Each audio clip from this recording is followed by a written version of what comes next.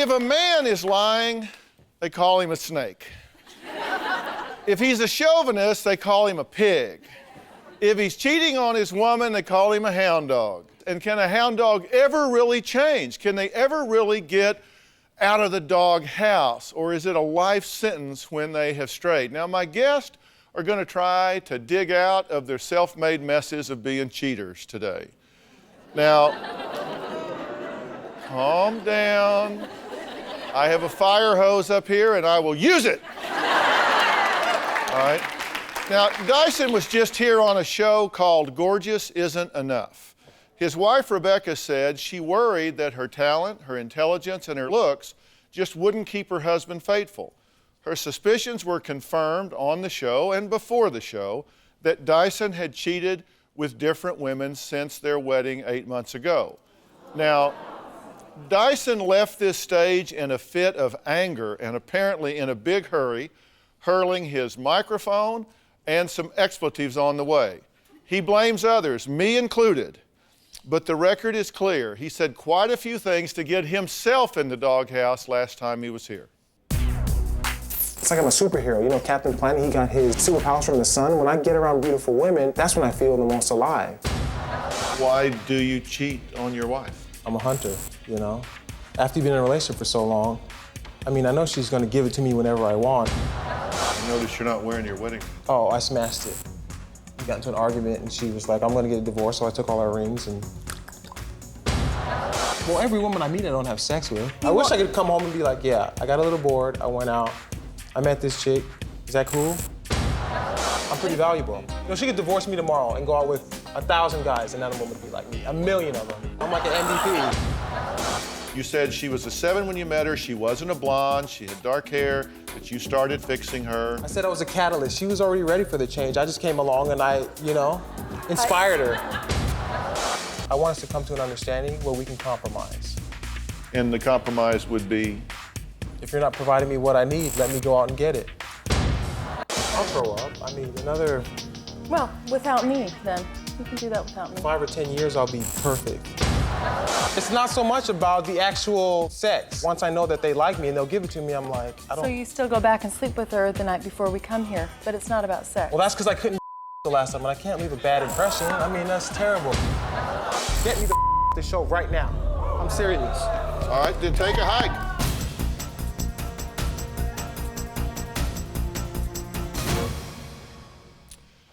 Well, I was prepared to get down to the root causes and plans for saving Dyson's marriage, but we seem to never really get to that. So I guess we're going to try again. I mean, if Dyson is willing to sit down and take this seriously and get real about what's going on here, then I'm prepared to talk to him about his behavior and how he can change and maybe, just maybe, truly get out of the doghouse.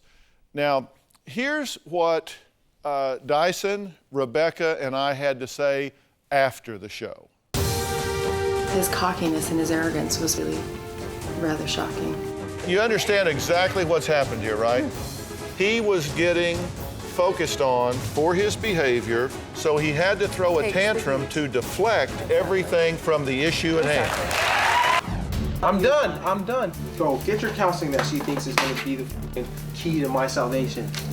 So you said something about getting the counseling. Fuck counseling. What do they tell you? Everything derives from your childhood and you weren't hugged enough by mommy and daddy. I know that, okay, great. Why would you go to counseling then? It's her placebo, okay? If there's any hope in this marriage at all, he needs to have assessment. I have an 18-year-old daughter that tends to act about 25 years older than her father does. Having just finished with Dyson, you know, somebody needs to say, look, this is not okay. You're not nearly as hot stuff as you think you are. He doesn't like hearing it from me, but he's got to hear it from somebody. He's had some tough stuff in his life. Truth is, he's a pretty nice guy. I'm not going to reward tantrum behavior, but I'm ready to help him. If he comes back like a man instead of a child and says, okay, Doc, let's get real. Let's stop this ridiculous behavior and get real. We'll see. Well, Dyson, come on out and let's give this another shot, shall we? Welcome back. Thank you. How you doing? I'm doing well. Yeah? Why did you want to come back here? Or did you get dragged? A little bit of both, don't you think? Half and half? You answered on your own. No, I was really done after the first one. You could say that I was diverting the attention or whatever, but I felt that a confidence was broken between myself and the people that put the show on, so I was done. But And you know I totally disagree with that, right? I know you do, but I don't. Okay, and we can go down that road or we can go down another road. Yeah, let's just whatever agree you to want to do. disagree on that. I'm here now, and I want to make a change. I mean, I can tell that, just through my past experience as I'm getting older, it's not as fun as it once used to be. That's why I said in 5 or 10 years, I think I'll be pretty perfect. Maybe even sooner than that. Yeah. Yeah. Well, not perfect, but I'll have most of the stuff figured out. I'll have a lot more figured out than I do now. And my theory is that that can happen a lot sooner than 4 or 5 years, because we reviewed some of the things that Dyson had to say when he was here before, and your comment was what? Well, I think it was a little bit of bravado. I think he puts on a show. I think he feels these things about himself, but I think it's a show. How am I put on a show? I think it's a little bit of bravado, actually. I say these things to you all the time. Which I think it's a little bit of bravado. I think he's less confident than he. Yeah. Well, we're gonna talk about that some, because here's what I want to do. This is what I wanted to do last time, but we didn't get to it last time. But I want to get to it this time. You are willing to stay in this marriage and work on it, right? Absolutely. Even though you've been cheated on, and you admit that you've cheated on her, still, and I got to say, your reaction is probably less than any woman I've ever seen. I deal with stress quite well. I'm pretty. She loves me. That's the fact. Yeah. It's true. I do love him, but I do know that he loves me. But I've had a lot of stressful blows in my life, and I just know how to assimilate those and keep moving. Is there a point at which you would say enough is enough? Or can he just continue to do this forevermore? This is the point. Enough is enough now, and he knows that.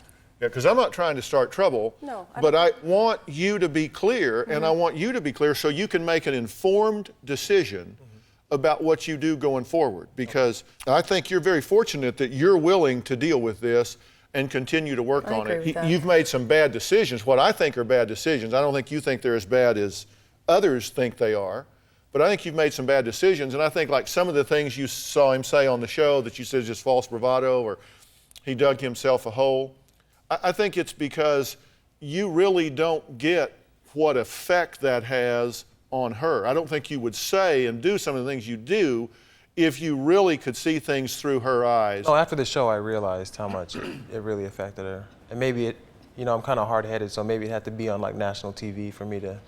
He's very hard-headed, and he'll blow up and then, or say something and do something wrong, and then realize later that that was probably not the best choice. Well, we're going to talk about why you do that, and there are reasons you do that, other than just think I'll do that.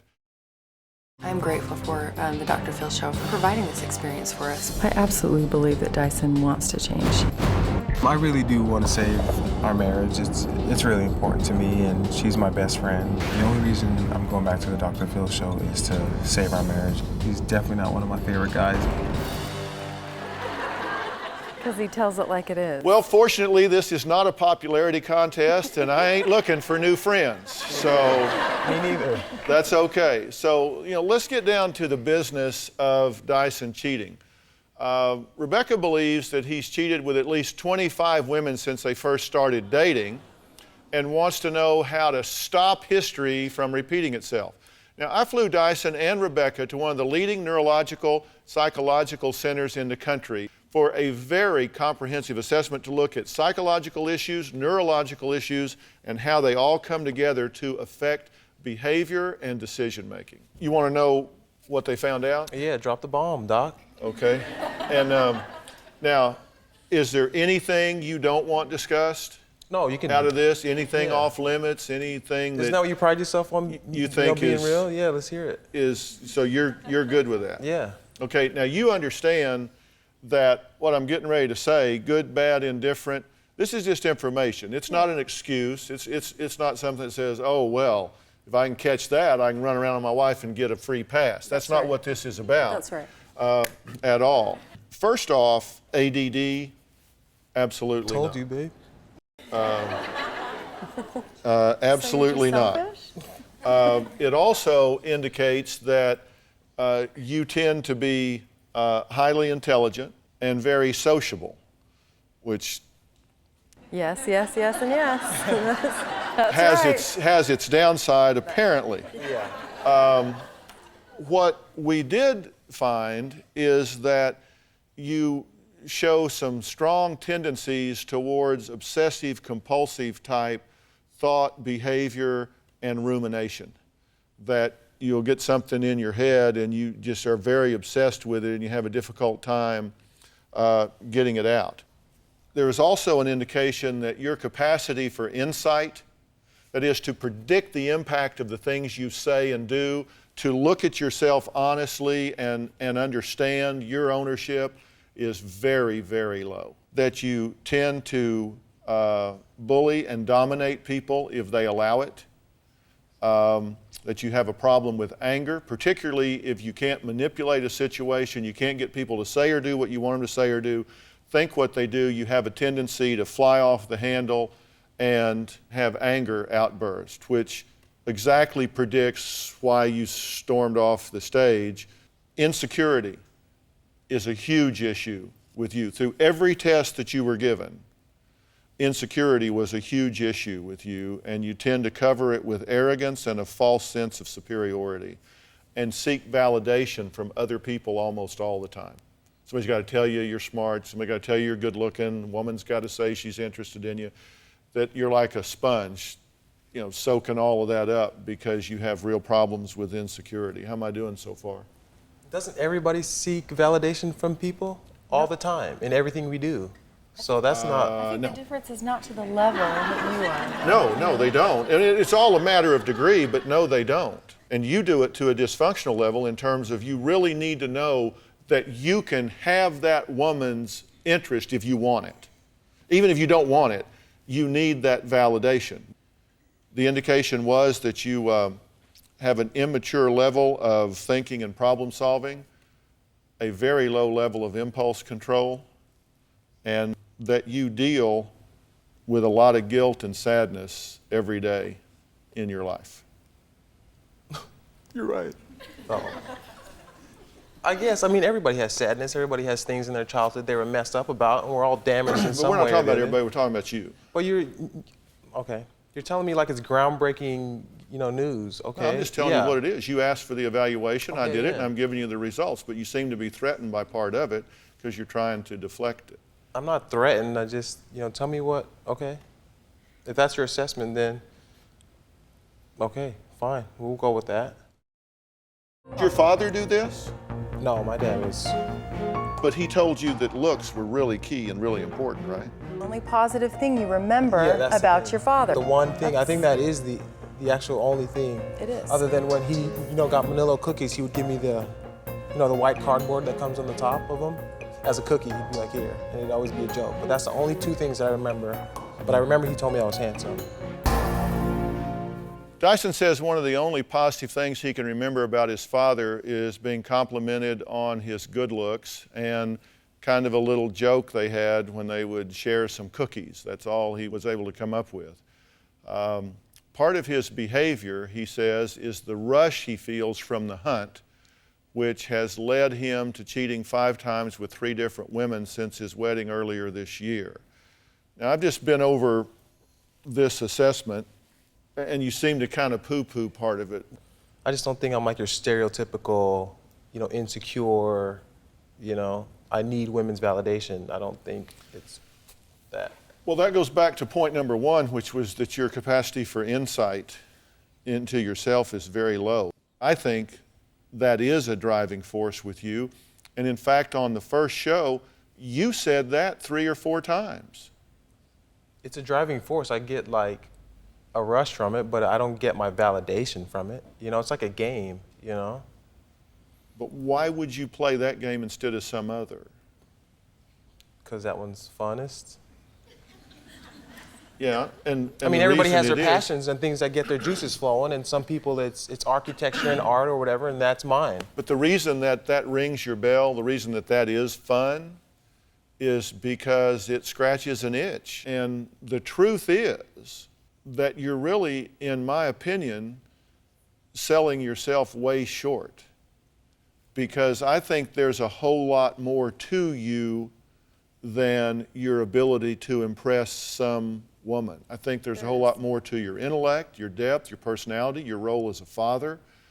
And I see that, that's why I'm here. Yeah, there are so many of those things that you kind of don't even put on the list.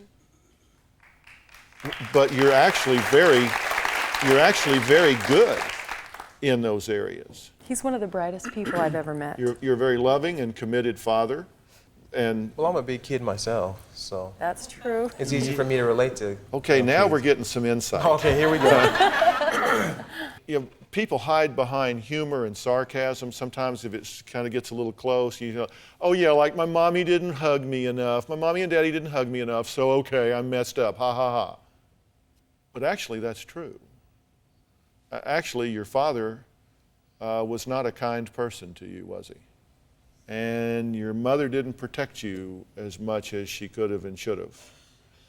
And I think that has a significant impact on the fact that you were absent a role model that could really set the standards for you.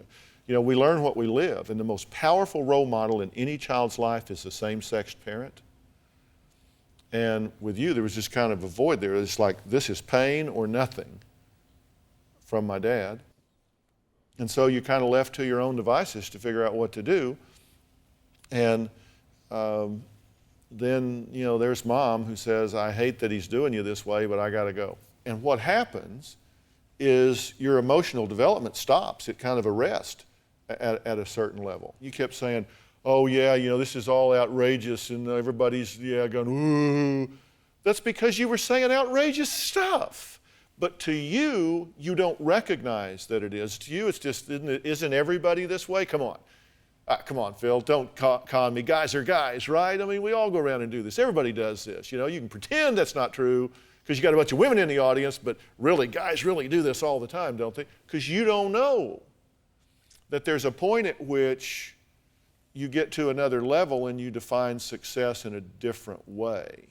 If you had the view of you that I do and Rebecca does, we'd be halfway home. Because we see the other aspects of who you are. If you could see yourself through your children's eyes, instead of some chick you pick up somewhere or you flirt with, if you could see yourself through your children's eyes, you would go, I am a superhero. Well, that's why I've because been of with what her, I because- give to them. Yeah. Because I know she sees, and she makes me want to be a better person, and, you know, 99.9% of women would not put up with half of the stuff that she's put up with me. So. So Dyson and Rebecca say they're here to salvage their 9-month-old marriage. Now, they've been together a lot longer than 9 months, but they've actually been married 9 months. You know, you can change your behavior, but what you really need to change is your need. You know, like what it is you need. Like you say, doesn't everybody want validation? Sure, everybody wants to be successful. They want people to respect what they do. They want people to like them. They want to be, you don't want to be the last kid picked on the playground. You don't want to be, you know, the one sitting there with your mom at prom.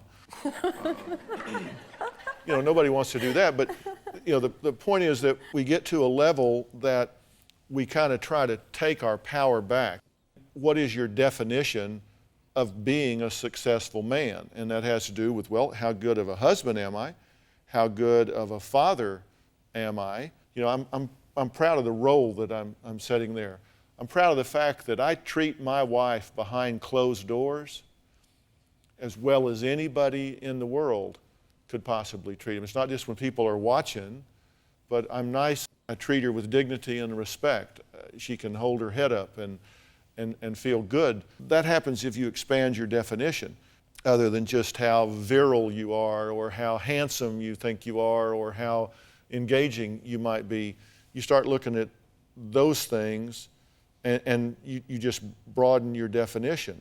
And the truth is, these obsessive compulsive things, I mean, your brain is actually altered, which means neurologically, the anxiety and the compulsive thought is changing your neurological patterns, and that can be altered, which will wake up your reasoning centers, where you can predict the consequences of your actions a little better. You don't like therapy. You said it's her placebo. All they do is tell you mommy and daddy didn't love you enough. Okay, fine, I knew that before I got here. So, you know, you kind of poo-poo that. But you say at the same time that you guys always do better when you're getting help. When you're getting somebody that can kind of be a compass and say, look, Dyson, think through this. You have to stand up for yourself and require the kind of partner that you want, need, and deserve. And you need to stand up against yourself and require yourself to do the things that you need to do and require from her what you need from her. This isn't like, okay, you're perfect and you're not. I mean, this is a partnership. And you got to be. That's what most counselors tell us, though. Like, oh yeah, Rebecca, you don't have any problems, and Dyson, you know, here's your laundry list of problems, and that's. Well, that's because the behaviors you exhibit are so outrageous, they overshadow, they drown out the more mundane things that your partner might contribute. But this is a partnership, and both of you have got to decide how we're going to define this. And if you do, you got a chance of this working, and if you don't, you're going to wind up right back in the ditch again. So if I arrange that, are you willing to participate in it? And I don't mean just show up like, okay, yeah, right. But I mean really participate. Well, I think the biggest part of counseling is connecting with your counselor. You know, I want somebody that, you know, kind of knows my background and kind of, you know, can feel where I'm coming from. I don't want some middle-aged, balding white guy to tell me why I'm, you know, the way I am. No offense, but I want somebody from, no offense, honestly, but I want somebody that at least, like, okay, you know, I'm from the city, you know, I've kind of been through the things you've been through. You know, this is what I did. These are the steps that I took, like a mentor, but a counselor at the same time. I'm sorry about the whole. I'm bald too, you know? Yeah. Well, what if that middle-aged balding, which is the nicest thing you've ever said to me, is that I'm actually balding instead of bald. What if that middle-aged balding white guy has forgotten more about what you need to do than you'll ever know? Then wouldn't you want to get that information? Because I wasn't born in Beverly Hills. And what you need is somebody that throw the flag on you and tell you the truth where nobody else has before. They've all patted your hand and told you what you wanted to hear. I've told you the truth. You'll either hear it or you won't. I mean, because you do have to have some connection with it. Yeah. But I'm not going to bring like Shaft in here or something and have him work with you. I mean,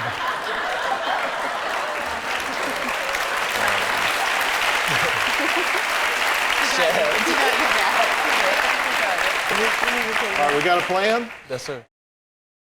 Well, my next guest wants out of the doghouse. When he was last here, his ex-girlfriend unleashed her revenge because he cheated on her with not one but two other women that she knew about. Now, is Firefighter Corey just misunderstood? Well, our female viewers had a thing or two to say to Corey, and one of them to me, that put me in the doghouse with him. What did I do? Take a look. I was dating Corey 10 months when I found out he was cheating. I don't recall if I said we're absolutely exclusive. Corey constantly referred to me as his girlfriend. We were in an exclusive relationship. I cheated on Ashley, and I admit that. I had to write this down. You meet Ashley, but you don't tell her about Miranda.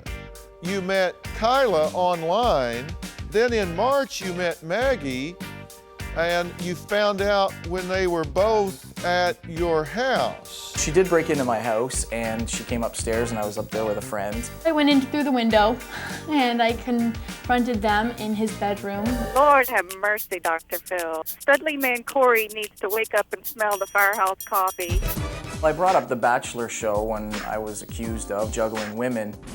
You said he narrows it down to 4 or 5. He's sleeping with them all. He can do it on national television. Why can't I do it in my life? Did I pretty much get that right? Not necessarily. I mean, that's a little bit unfair. You said it. I know I did. The Bachelor, that's a TV show. The whole premise of it is to date everybody, and everybody knows it. You hid it from your girlfriend. How old were you when you started this relationship? 17. And you were how old? 35? I understand you think that some older women, like in their 20s or something, have baggage.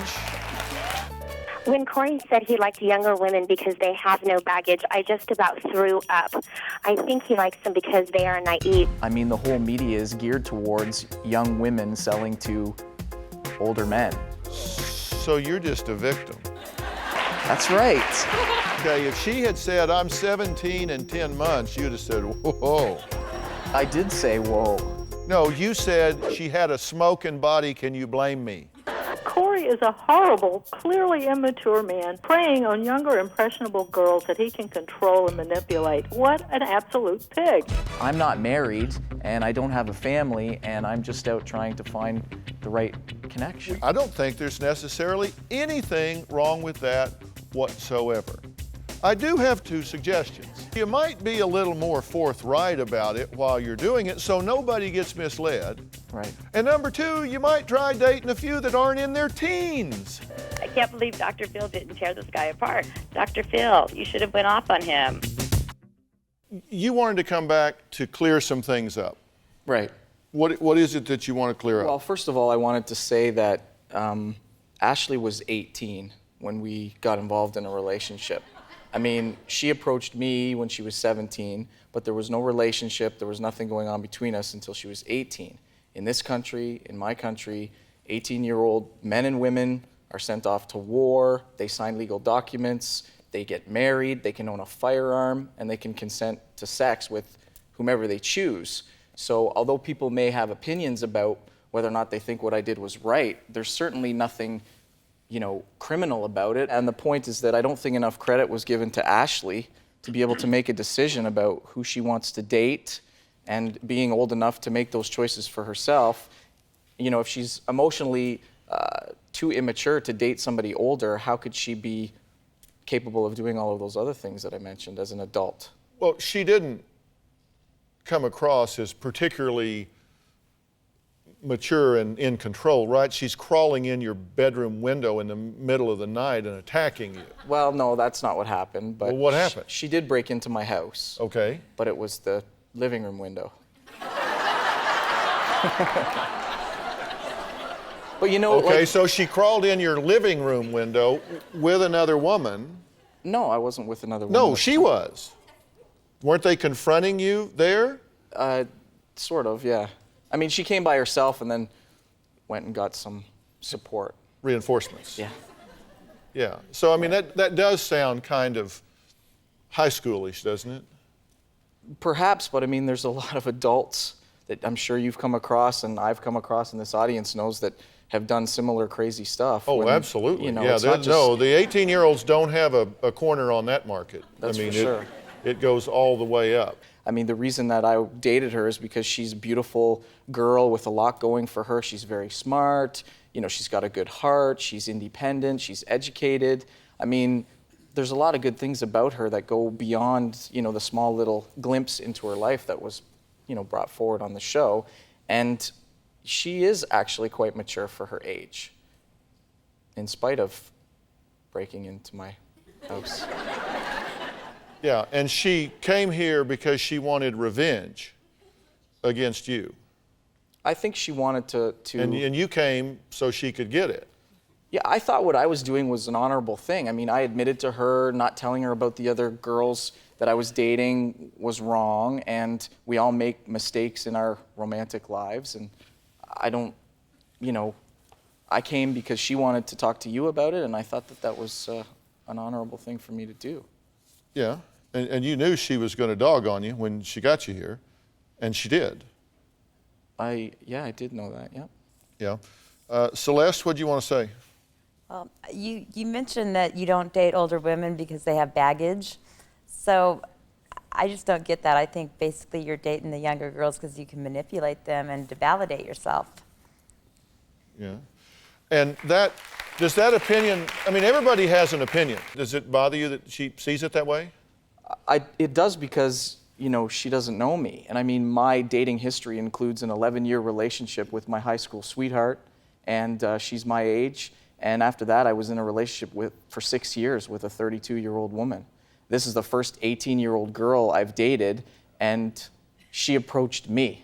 You know, girl, woman, lady, whatever you want to call her. But I mean, she is an adult by every definition of the law. But you know, people are going to have opinions, right? I mean, they're going to, if they see you walking in somewhere with an 18-year-old on your arm, you know, somebody's over there is going to say, oh, well, you know, look at this.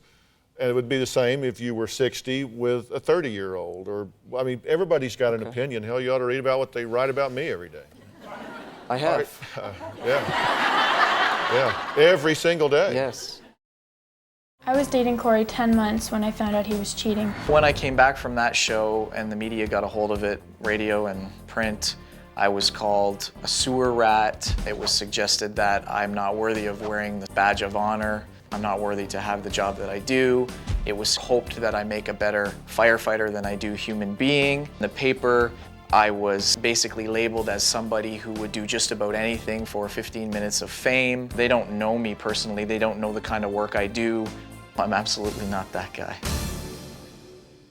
Corey wants people to know there's a whole lot more to him than his dating life. As a firefighter, he says he's dedicated his life to serving his community, and he has. Take a look.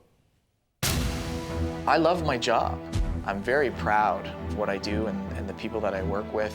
We're faced with all kinds of challenges.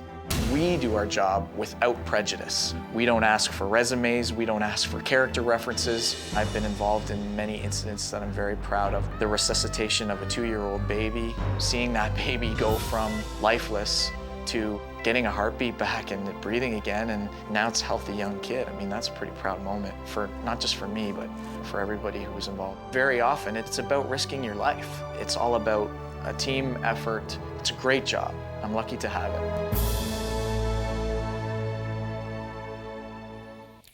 So what do you want people to know about you that they don't know about you?